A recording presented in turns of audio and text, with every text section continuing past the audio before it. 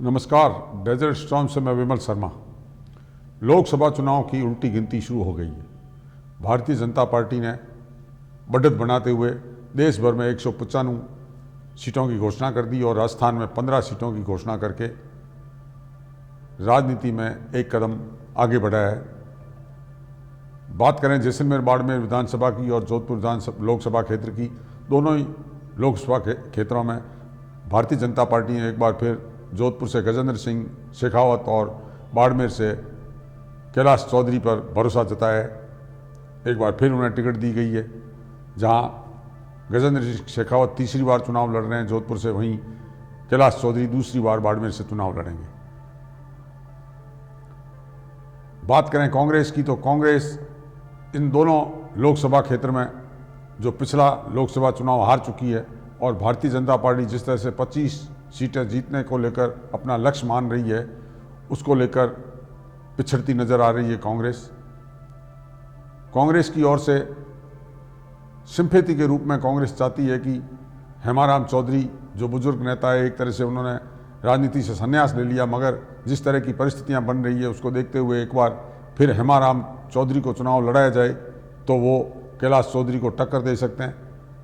वहीं आधी आबादी का प्रतिनिधित्व करने वाली पूर्व छात्र संघ की अध्यक्ष प्रभा चौधरी भी अपना दावा कर रही है। जब से कांग्रेस का और आरएलपी का गठबंधन हुआ है, चूंकि बाड़मेर जाट क्षेत्र है, जाट बाहुल्य क्षेत्र है, तो यहाँ ऐसा लगता है कि प्रभा चौधरी को अगर कांग्रेस टिकट देती है तो इसको लेकर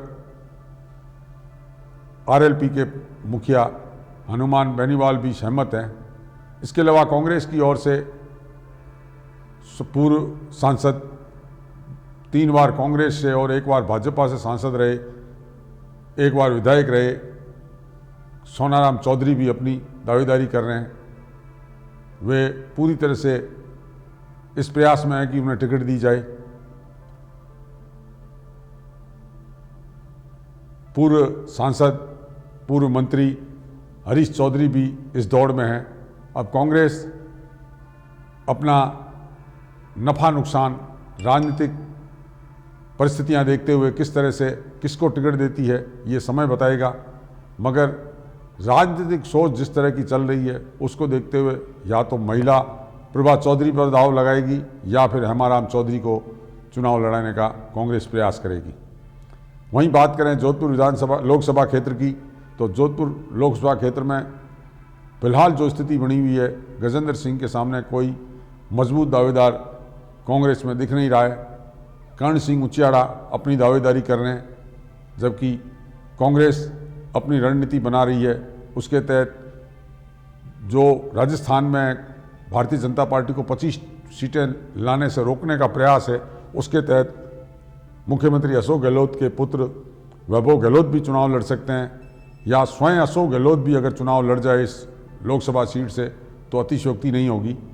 बाड़मेर लोकसभा क्षेत्र में भारतीय जनता पार्टी के लिए दुविधा की स्थिति बन सकती है। जब अगर रविंद्र सिंह भाटी अगर बागी होकर चुनाव लड़ते हैं, निर्दलीय के रूप में चुनाव लड़ते हैं, तो भारतीय जनता पार्टी के लिए एक तरह से परेशानी खड़ी हो सकती है, क्योंकि पूर्व में भी जिस तरह से शिव विधानसभा क्षेत्र में वो चुनाव लड़े थे तो पूरी तरह से भारतीय जनता पार्टी को नुकसान हुआ था, और लोकसभा क्षेत्र में भी अगर रविंद्र सिंह भाटी चुनाव लड़ते हैं तो भारतीय जनता पार्टी को नुकसान हो सकता है।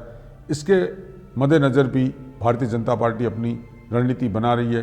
इधर रविंद्र सिंह भाटी ने कहा है कि वे अपने लोगों से सलाह मशवरा करके चुनाव लड़ेंगे।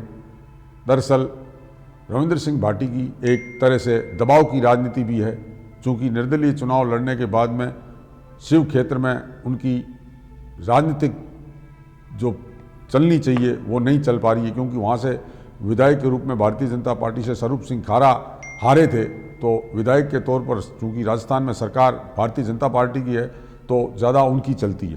तो इस तरह से रविंद्र सिंह एक तरह का दबाव बना के भारतीय जनता पार्टी में प्रवेश के अपने द्वार भी खुलवाना चाहती है।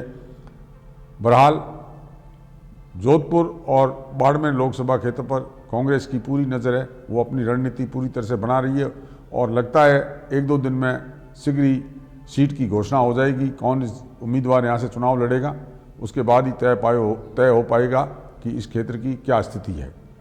अब तक के लिए इतना ही। धन्यवाद। जय हिंद, जय भारत।